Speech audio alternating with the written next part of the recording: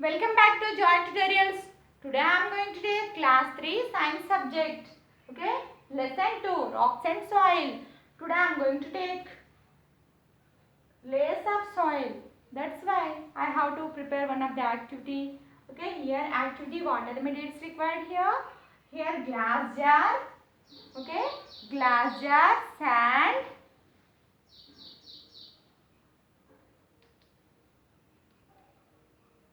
water.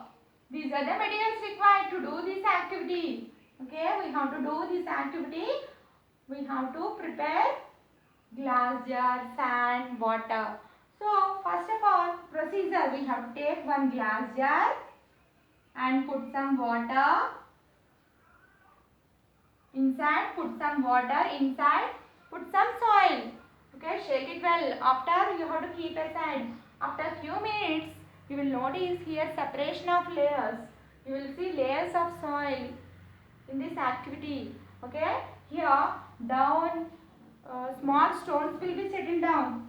Small stones will be settled down. These are gravel. These are gravel.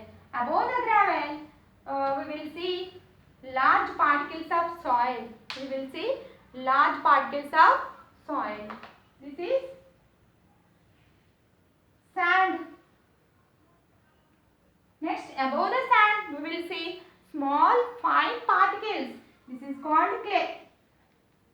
This is called clay. Okay, small fine particles. There is no gaps. Here sand have gaps, but clay not have gaps. Above we will see water layer. Okay, on top we will notice plant, dead animal matter. This is called humus. This is called humus. Okay, this humus is very good for plant growth.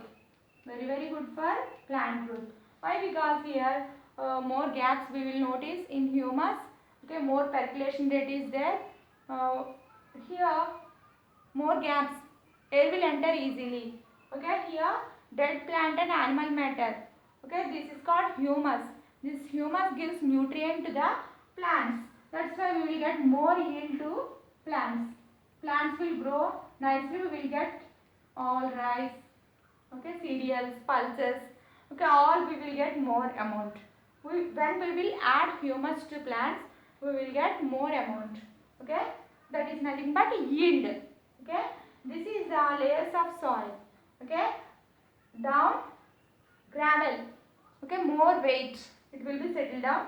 Above the gravel, sand. Okay, large particles. Above the sand, we will see small particles of clay. Next, water. Humus will float on water. Okay, top layer we will say humus. Next one. Next, one more activity. Soil contains air and water. Soil contains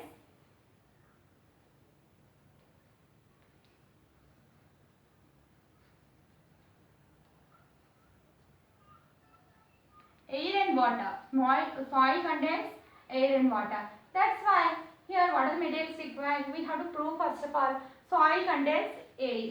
That's why we have to take one jar. Okay, we have to put some soil. This is soil. Then we have to put some water. We have to put some water. This is water. Then here soil contains gaps. Okay, so these gaps filled with air. Gaps filled with air. When we pour some water, this water occupies the gaps. So in this air will escapes outside. Then we will notice bubbles, gas bubbles. Okay, so here soil contains air, we proved. Soil contains air, we proved. Next one more activity. Soil contains water. That's why you have to take one bowl. You have to put some soil. Then you have to cover with metal lid. Cover with metal lid. Okay, this is metal lid. Then you have to apply fire. Apply fire. This is fire.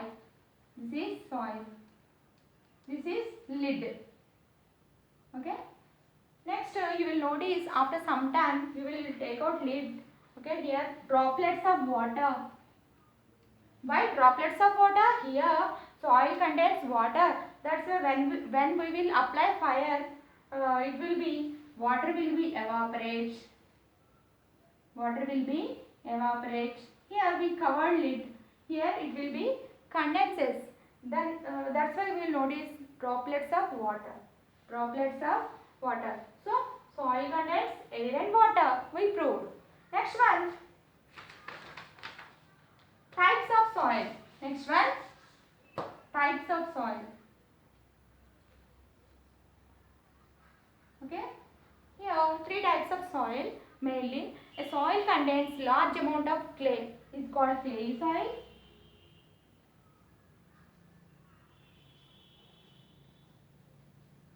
A soil contains large amount of sand. Okay, large amount of sand is called sandy soil.